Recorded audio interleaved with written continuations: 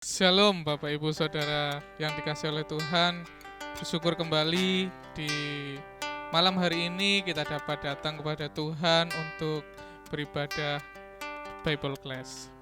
Sebelum kita memulai ibadah kita, mari sama-sama kita tundukkan kepala, kita berdoa. Bersyukur Tuhan atas penyertaan, perlindungan, kesetiaan yang Kau berikan Tuhan Yesus di dalam kehidupan kami. Kami bersyukur Tuhan, hingga saat ini Tuhan kami dapat untuk menyembah, meninggikan nama-Mu Tuhan Yesus. Tuhan, sebentar lagi kami akan memulai ibadah kami. Tuhan sertai dari awal, pertengahan hingga akhirnya nanti. Kiranya Tuhan, kuasa-Mu Tuhan Yesus yang melingkupi setiap hati kami Tuhan. Terima kasih Tuhan, terima kasih. Hanya di dalam nama Tuhan Yesus kami berdoa dan mengucap syukur. Haleluya. Amin. Terima kasih Yesus.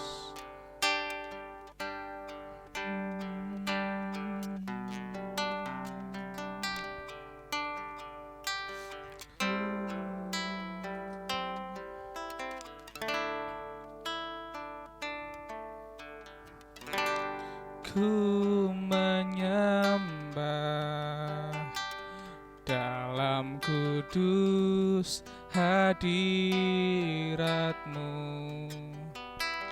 hampiri tahta kasih karunia-Mu Bapa.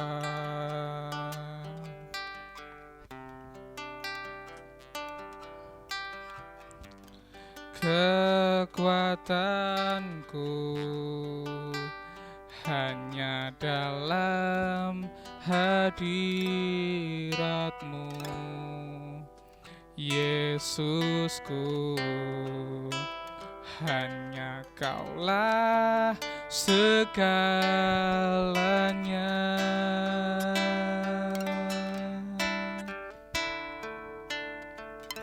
Ku yakin Kau hadir di sini. Ku rasakan kuasa yang tak terbatas. Ku yakin Kau nyata di sini. Kemenangan terjadi di sini.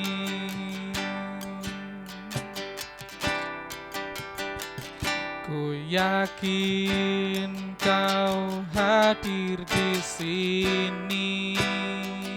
Ku rasakan kuasa yang tak terbatas. Ku yakin Kau nyata di sini. Kemenangan terjadi di sini. Terima kasih Yesus. Ku menyembah dalam kudus hadirat-Mu, hampiri tahta kasih karunia-Mu Bapa.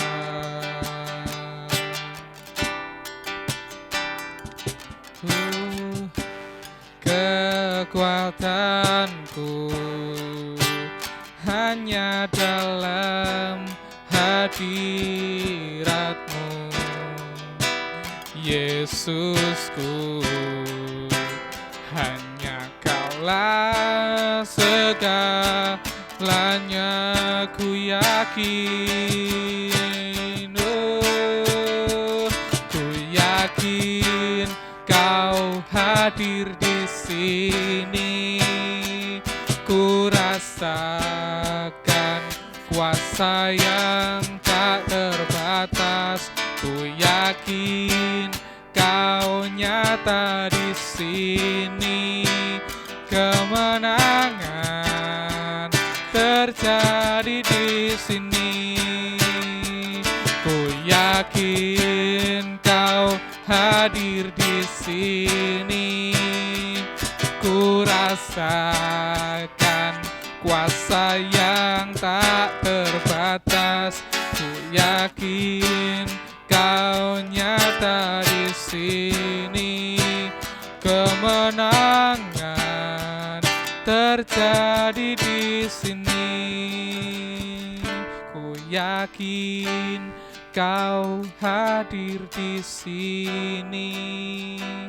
Ku rasakan kuasa yang tak terbatas. Ku yakin Kau nyata di sini, kemenangan terjadi di sini.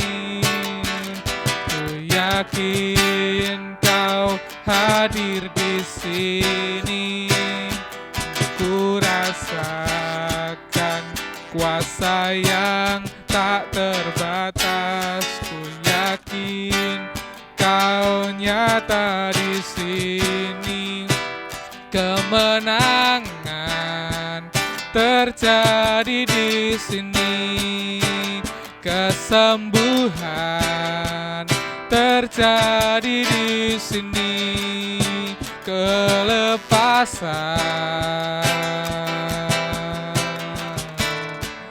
terjadi di sini.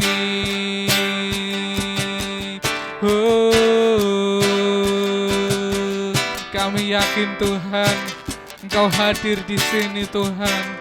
Engkau hadir bersama-sama dengan kami Bapa. Kami mau menyembah, meninggikan-Mu Yesus, Allah yang hidup. Haleluya, haleluya, haleluya. Oh, haleluya, haleluya, haleluya Yesus, haleluya.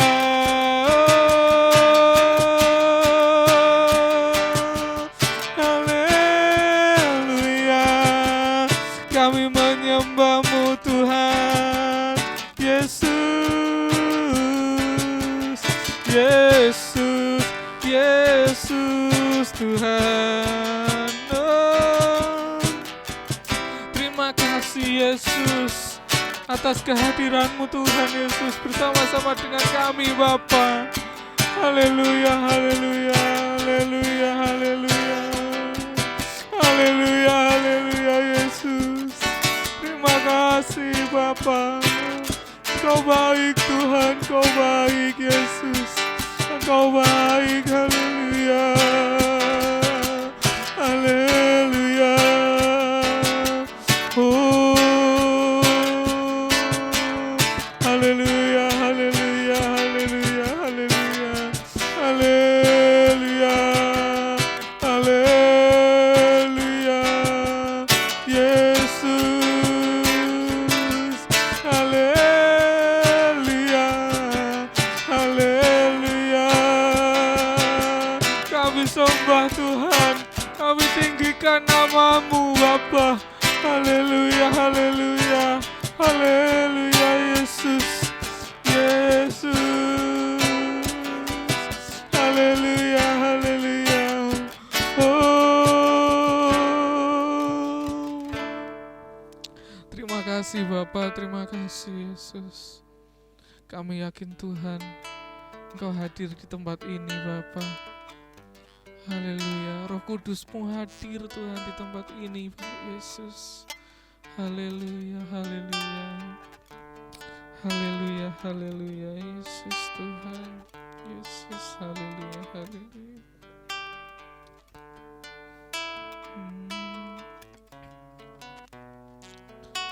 Haleluya.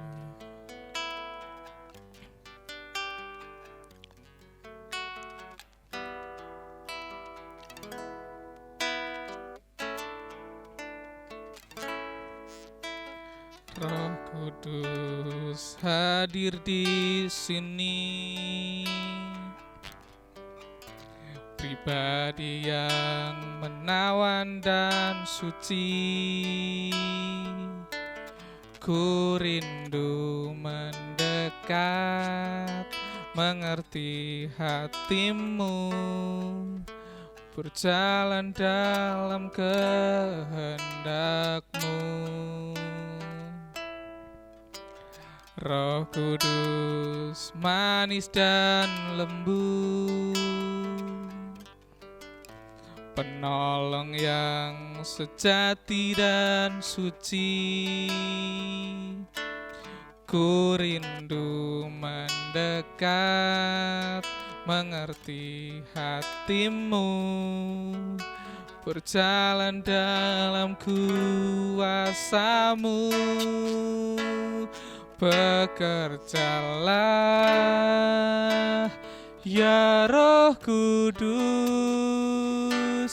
bertahtalah lebih lagi. Urapan-Mu, lawatan-Mu, Kaulah yang ku perlu. Kau terutama di hidupku. Haleluya, haleluya. Roh Kudus hadir di sini, pribadi yang menawan dan suci. Ku rindu mendekat, mengerti hati-Mu, berjalan dalam kehendak-Mu. Roh Kudus manis dan lembut, penolong yang sejati dan suci. Ku rindu mendekat, mengerti hati-Mu, berjalan dalam kuasa-Mu. Bekerjalah ya Roh Kudus, bertahtalah lebih lagi. Urapan-Mu, lawatan-Mu, Kaulah yang ku perlu. Kau terutama di hidupku. Bekerjalah ya Roh Kudus,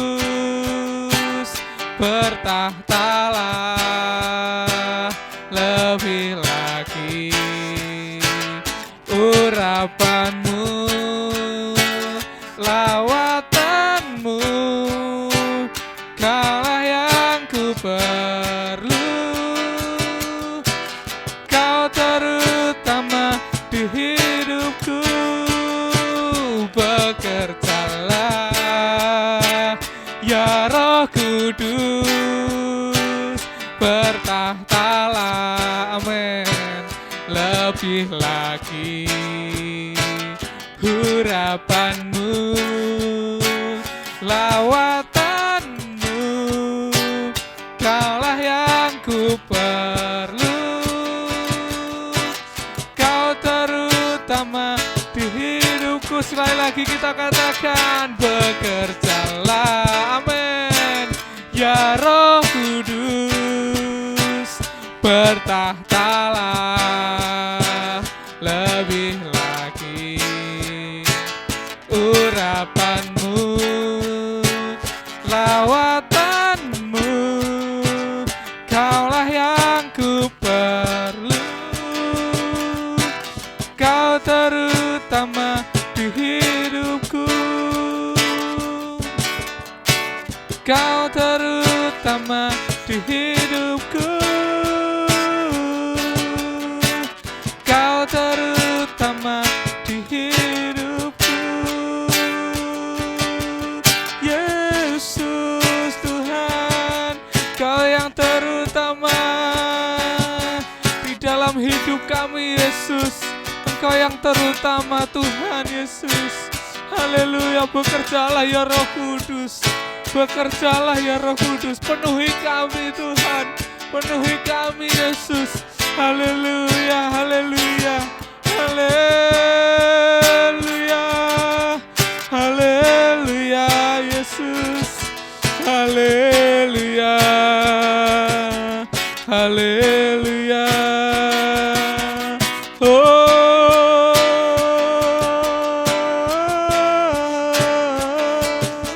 Haleluya, haleluya. Yesus Tuhan, Allah yang hidup. Haleluya. Oh, haleluya.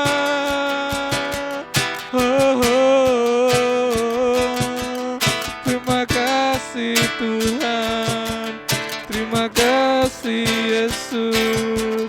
Haleluya, haleluya. Engkau baik Tuhan, Engkau baik Yesus. Haleluya, haleluya. Wow.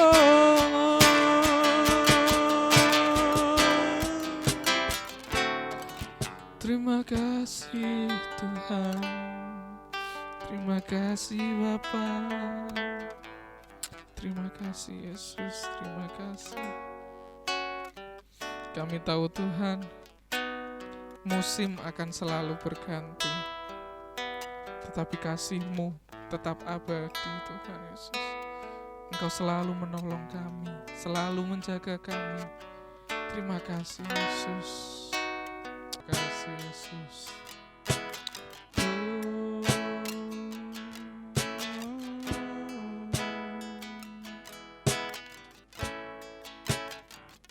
Musim akan selalu berganti, kasih Tuhan tetap abadi, tak akan berubah sampai selamanya. Ku tetap percaya, yakin Tuhan memberkati. Ku yakin Tuhan melindungi. Burung di udara Tuhan pelihara, karena kasih-Nya Tuhan selalu menolongku, selalu menjagaku. Sehelai di rambutku tak akan terjatuh tanpa seizin-Mu. Tuhan selalu menolongku, selalu menjagaku. Dia mengenyangkanku dan peliharaku seumur hidupku.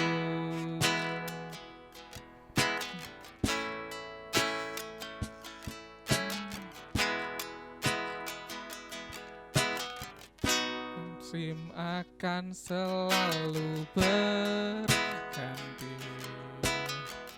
kasih Tuhan tetap abadi, tak akan berubah sampai selamanya. Ku tetap percaya, ku yakin Tuhan memberkati. Ku yakin Tuhan melindungi. burung di udara Tuhan pelihara, karena kasih-Nya katakan. Tuhan selalu menolongku, selalu menjagaku, sehelai di rambutku tak akan terjatuh tanpa seizin-Mu. Tuhan selalu menolongku,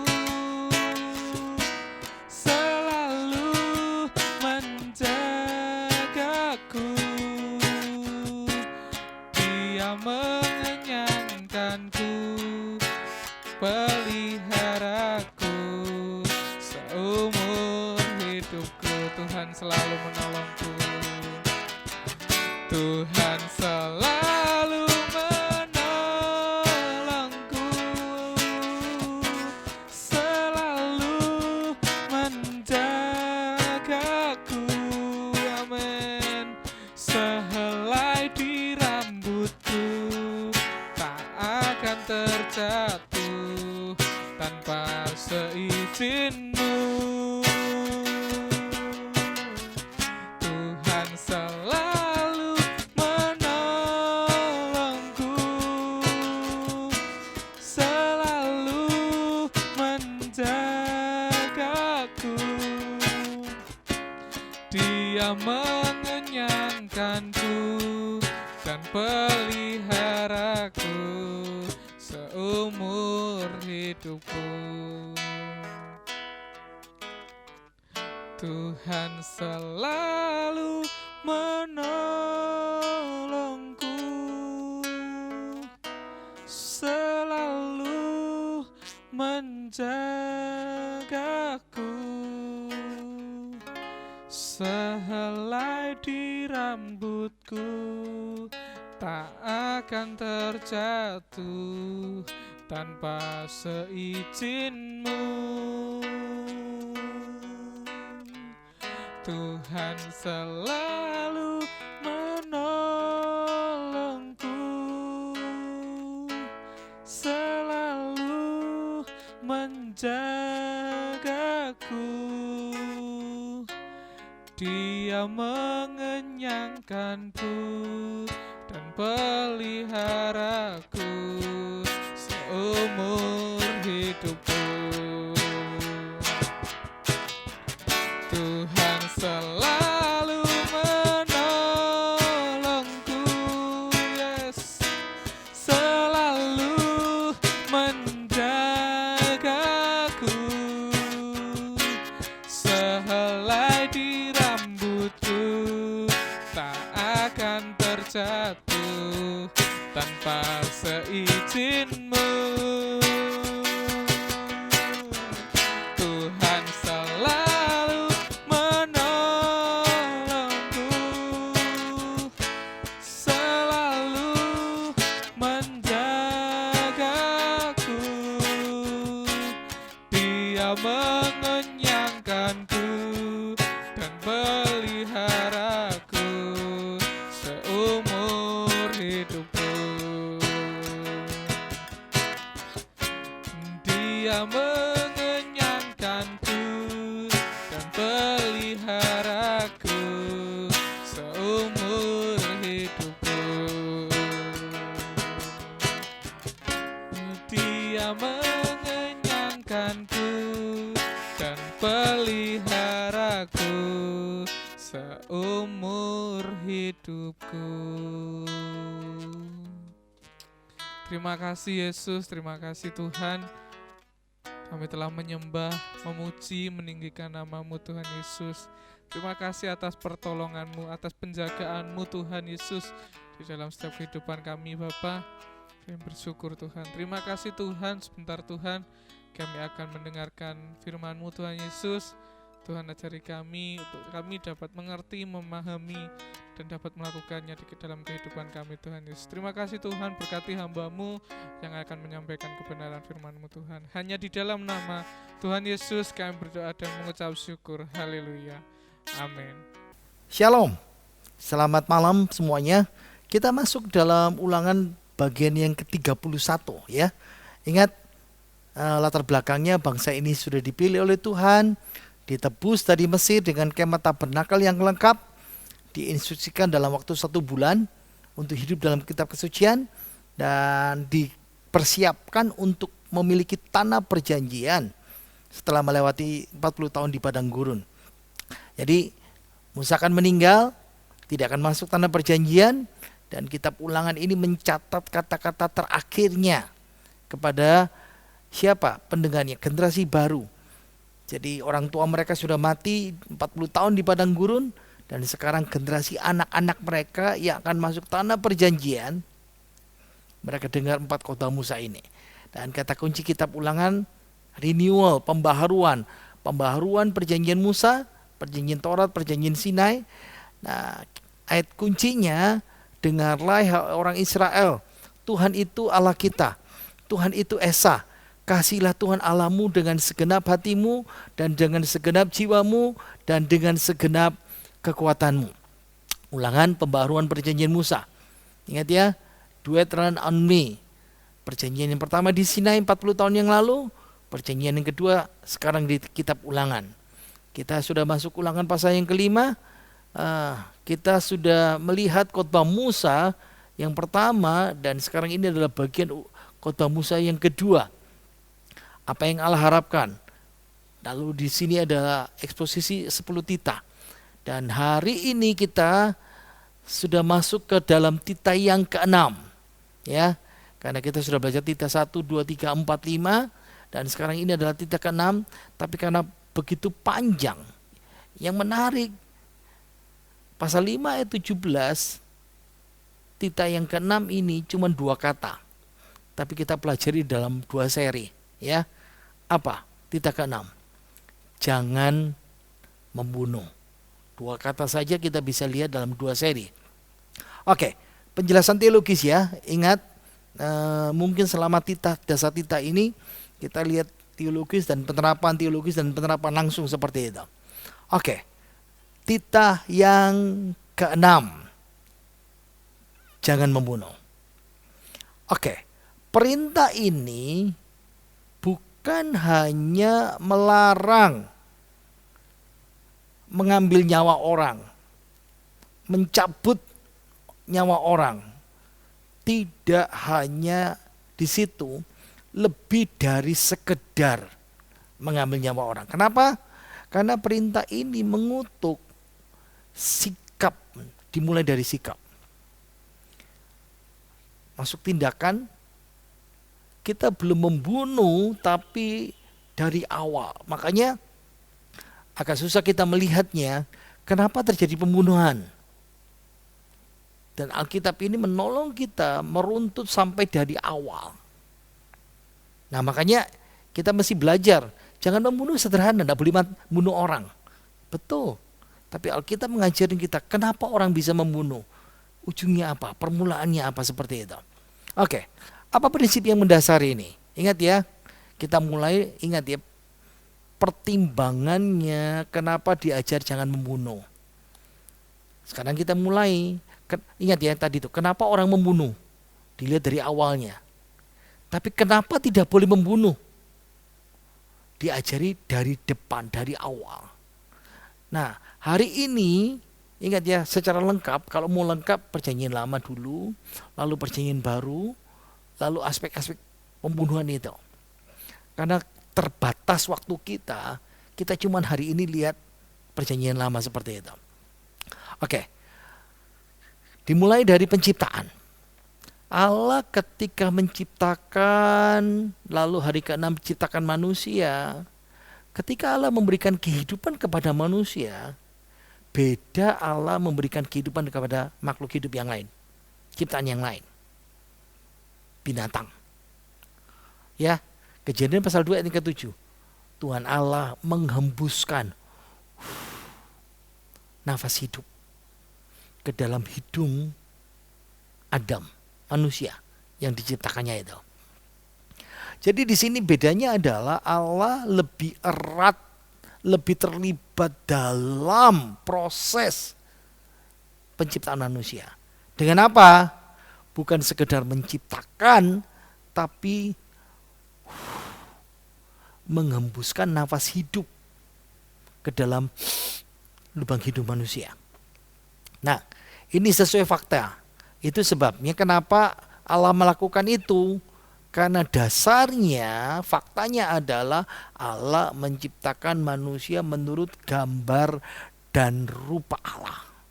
Karena manusia itu cerminan Tuhan, cerminan Allah, diciptakan menurut gambar dan rupa Allah, makanya hidup manusia harus beda dengan semua ciptaan yang lain.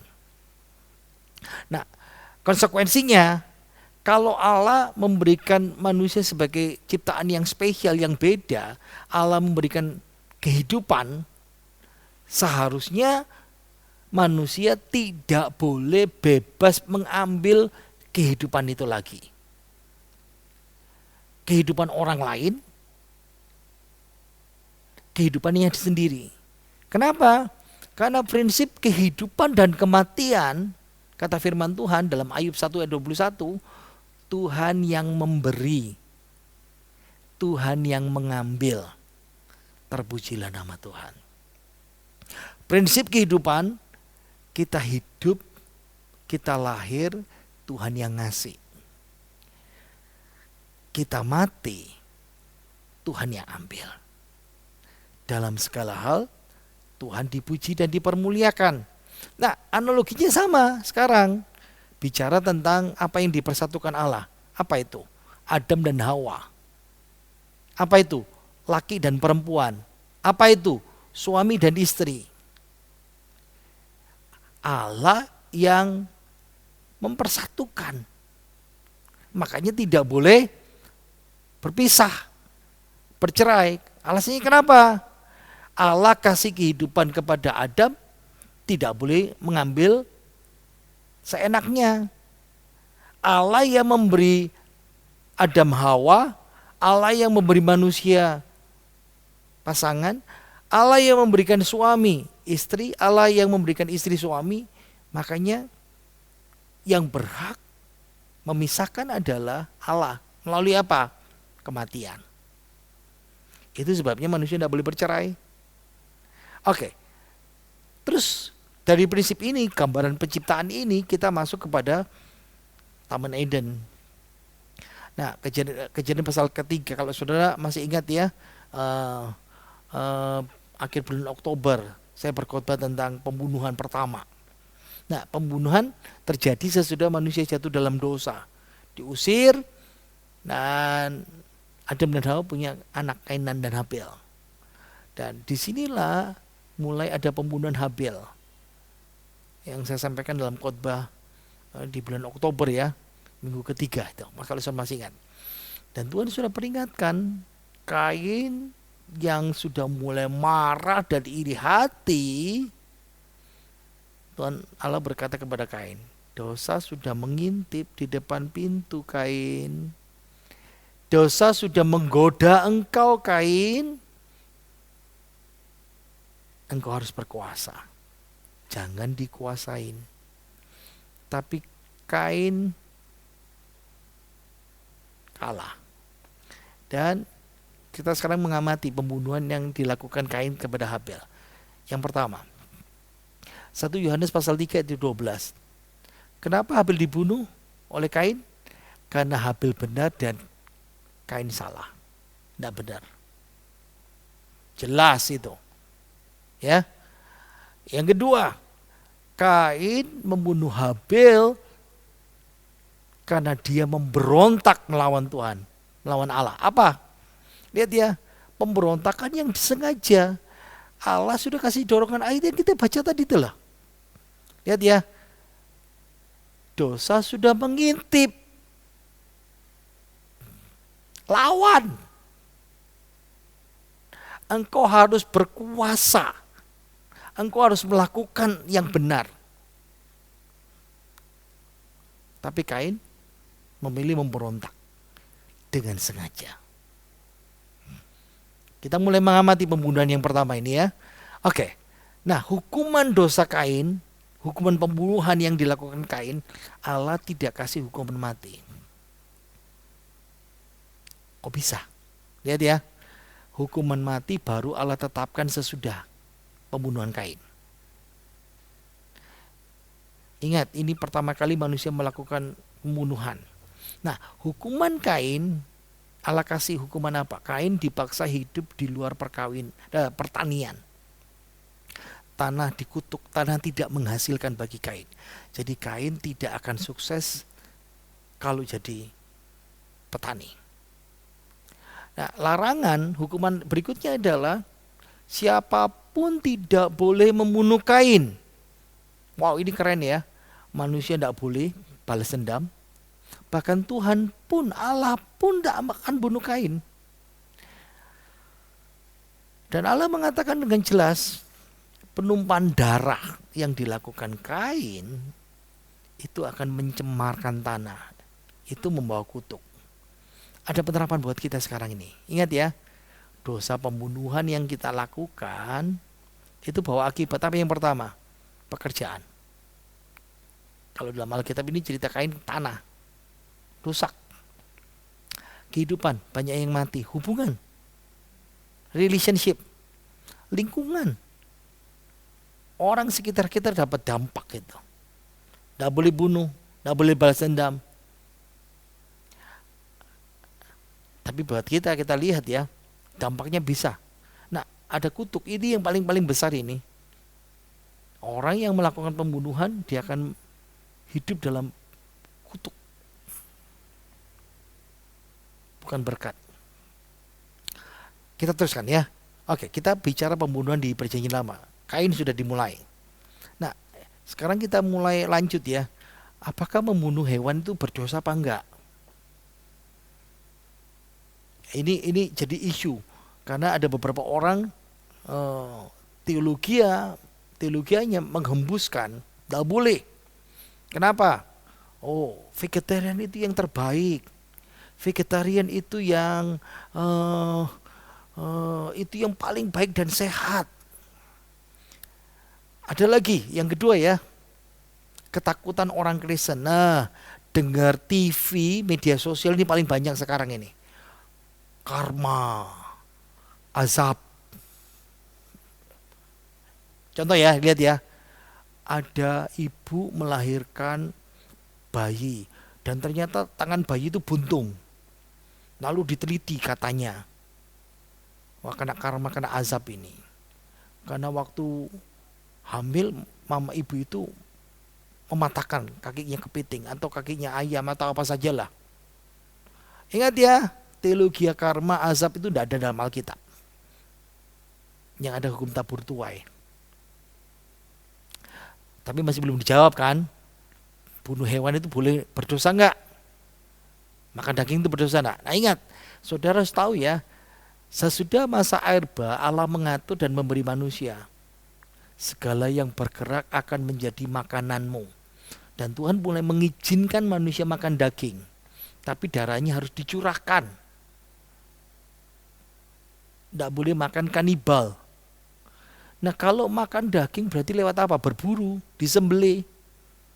Jadi balik lagi pertanyaan tadi itu ya, bunuh hewan berdosa enggak? Enggak. Vegetarian itu wajib enggak? Enggak. Tuhan berkata boleh makan daging, disuruh makan daging. Ya, ingat ya, ada hukum tabur tuai tapi bukan karma dan azab. Hati-hati, saya teruskan.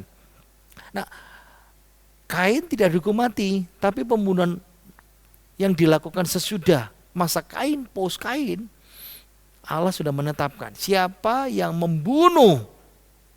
Ini kapan? Sesudah air bah. Tuhan kasih hukum mati. Jelas ya. Kejadian pasal 9. Ini satu paket dengan masalah daging yang tadi tuh. Tuhan kasih perintah lewat Nuh. Tetapi mengenai darah kamu, nyawa seseorang maksudnya, yakni nyawa, aku menuntut balas. Tuhan kasih tuntut balas. Saya teruskan ya. Siapa yang menumpahkan darah manusia apa itu? Siapa yang bunuh? Darahnya akan tertumpah oleh manusia. Apa ini? Allah mulai mengizinkan pidana mati. Jadi pidana mati itu boleh apa enggak? Boleh. Alkitabiah enggak? Alkitabiah. Karena Alkitab mengatakan dalam Kejadian pasal 9, orang yang membunuh mati, hukumannya pidana mati. Wah, enggak adil itu. Salah besar. Allah sendiri yang mengizinkan. Jadi ingat ya, pembunuhan dalam pelaksanaan hukuman mati tidak dilarang. Alkitab. Bahkan Alkitab mengatur. Jadi semua proses ya, dari penjatuhan, pelaksanaan hukuman mati, itu tidak bersalah yang melakukannya. Asal dilakukan dengan kebenaran dan keadilan. Sekali lagi ya, jadi maksudnya apa? Polisi yang nangkep, jaksa yang menuntut, para saksi, hakim memutuskan pengadilan, algojonya, semuanya tidak bersalah. Itu Tuhan katakan dengan jelas, itu perintah Tuhan. Jadi mereka bukan hanya tidak bersalah, tetapi melakukan tindakan yang benar. Ya, oke, next. Pembunuhan berencana sekarang itu bisa dihukum mati kata Alkitab. Keluaran 21 ayat 12. Siapa yang memukul seseorang sehingga mati, pastilah ia dihukum mati. Ini pembunuhan yang diniati, berencana. Pembunuhan tingkat 1 kalau kita bilang. Ya. Bahkan kitab undang-undang hukum KUHP ya, pidana pasal 338 dan pasal 340 jelas sekali. Pembunuhan berencana dihukum mati. Oke. Pembunuhan yang tidak berencana tidak boleh dihukum mati. Lihat ya, pembunuhan dalam rangka bela diri misalnya, atau pembunuhan dalam rangka bela diri dalam situasi membunuh atau dibunuh. Wah, ada yang seperti itu, ada. Lihat ya, kita lihat Keluaran pasal 22 ayat 2 dan 3a. Jika seorang pencuri kedapatan ketangkep basah waktu membongkar dan ia dipukul orang yang punya rumah sampai mati, yang mukul itu tidak berhutang darah. Tapi kalau pembunuhan itu terjadi sesudah matahari terbit, ia berhutang darah. Ini yang bikin orang bingung. Kok aneh sih? Pelan-pelan ya. Membongkar, lihat ya, balik lagi di sini.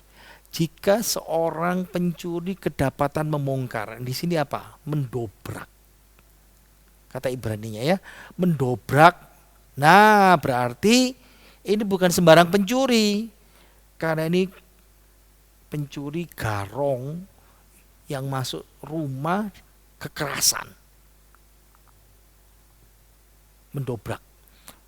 Ingat, kalau sudah masih ingat khotbah Oktober minggu ketiga ya. Ini namanya, lihat ya, ini namanya soto. Untuk naik ke soto, naik tangga biasanya. Ada yang tangga lurus ya, ini bengkok ini. Tapi mendobrak itu berarti apa? Berarti bikin lubang di sini, bikin lubang di belakang, tidak masuk lewat pintu. Kalau tidak masuk lewat pintu berarti mendobrak. Nah itu namanya garong. Jadi maling garong yang punya maksud membunuh rumah, pemilik rumah, kalau tindakan bela diri dari tuan rumah diperbolehkan. Jadi ini perjanjian lama ya, satu pukulan yang mematikan di dalam gelap waktu malam, bela diri lalu pembunuhnya perampoknya mati, itu diampunin.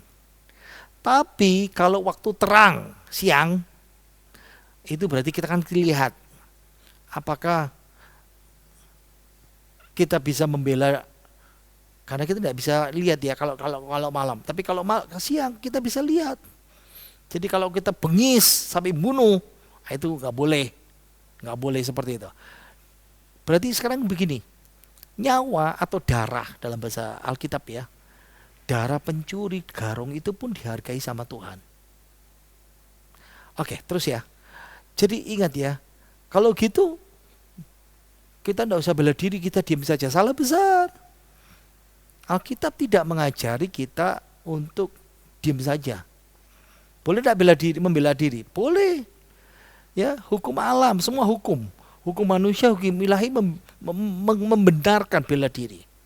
Waktu kita dalam bahaya. Kenapa? Tuhan kasih mata. Ada namanya gerakan refleks. Begitu ada debu kita berkedip. Begitu mau ada sesuatu kita tutup mata. Gerakan refleks tangan waktu kena api. Allah pun menciptakan bela diri manusia ya. Di mata kita, di tangan kita dan semuanya ya. Oke, kita teruskan. Nah, tapi jangan menafsirkan pembunuhan, jangan membunuh dengan ekstrim. Apa? Wah, sudah penjahatnya dibela mati-matian. Tapi melupakan keadilan dari sang korban. Makanya Tuhan berkata tadi itu kan, Tuhan izinkan pidana mati. Kalau mengatakan jangan membunuh, bahkan penjahat pun yang sudah berkali-kali membunuh, tidak boleh dihukum mati. Itu berarti negara tidak usah punya hukum, tidak punya pengadilan, tidak usah punya hakim, tidak punya polisi, tidak punya tentara. Berarti tidak usah dilawan kejahatan. Itu tidak Kristiani. Alkitab pun ngajarin Tuhan ngasih hukum. Oke, apalagi pembunuhan karena kelalaian. Misalnya saya punya hewan kata Keluaran. Hewan ini mokong, ya, nakal. Sudah berkali-kali menanduk orang. Saya diperingatkan. Nah, lalu suatu ketika hewan saya menanduk binatang lain, manusia. Manusia yang ditanduk itu mati. Ingat ya, saya bisa menebus dengan uang kalau kerabatnya, orang tuanya, anaknya yang mati itu setuju. Tapi saya dalam posisi bukan tempat negosiasi. Kalau mereka berkata mata ganti mata, mulut nyawa ganti nyawa, ya sudah. Tapi pembunuhan karena kelalaian, kita bisa lihat Tuhan kasih jalan keluar. Sebelum saya kasih bicara jalan keluar, saya mau bilang ya, KUHP 359, barang siapa karena kesalahannya, kealpaannya menyebabkan orang mati, nah hukumannya bukan hukuman mati. Itu Alkitabiah. Oke, saya bilang penyediaan Tuhan. Itu sebabnya Tuhan kasih 6 kota perlindungan. Lihat ya, Golan, Ramot, Beser, ya, Kades, Sikem, Hebron, supaya pembunuh yang tidak sengaja, yang tadi itu ya, bisa lari. Jadi kalau seorang melakukan pembunuhan tidak sengaja, di mana saja dia bisa lari. Makanya Tuhan kasih 6, namanya 6 kota perlindungan. Untuk apa? Pembunuhan tidak sengaja. Supaya apa? Diadili di pintu gerbang. Di situ ada suku Lewi, imam ya. Supaya, makanya kenapa di 6 kota? Ingat ya, lihat ya lingkaran ini. Jadi ini kalau dalam radius begini orang ini bisa pergi. Jarak yang dibutuhkan 1 hari. Jadi 6 kota perlindungan, kenapa dikasih 6? Akses dari seluruh negeri. Kalau ada orang membunuh dengan tidak sengaja, bisa langsung lari sebelum dia dibalas. Di barat dan di timur. Kalau Tuhan kasih kota perlindungan, berarti Tuhan itu peduli dengan masalah umatnya. Loh, kalau ada pertanyaan orang, nah kalau orang itu membunuh dengan sengaja lalu lari, ingat, hakim, orang Lewi, imam itu yang mengadili. Oh, dia sengaja, berarti dihukum mati. Oh, dia tidak sengaja, dia disembunyikan, boleh di sini, tinggal, supaya tidak dituntut balas. Sampai kapan? Sampai imam besar meninggal, dia tinggal di kota itu, baru dia bisa pulang. Sebentar, penutup ini ya, ironis sekali. Penyampai firman Tuhan, perintah 6 ini jangan membunuh. Siapa? Musa. Musa pernah membunuh lo ya. Tangkap ini. Musa sendiri pernah membunuh. Daud, orang yang berkenan di hati Tuhan, orang yang dekat dengan Tuhan, pernah juga melakukan pembunuhan berencana tingkat 1. Dia merencanakan Uria orang Het itu, suami Batseba, dibunuh karena Daud ambil istrinya. Ngeri. sekelompok imam dalam Hosea. Imam itu siapa? Pendeta. Pernah juga bunuh dalam Alkitab. Hosea pasal 6 ayat 9. Seperti gerombolan menghadang, demikianlah persekutuan imam. Mereka membunuh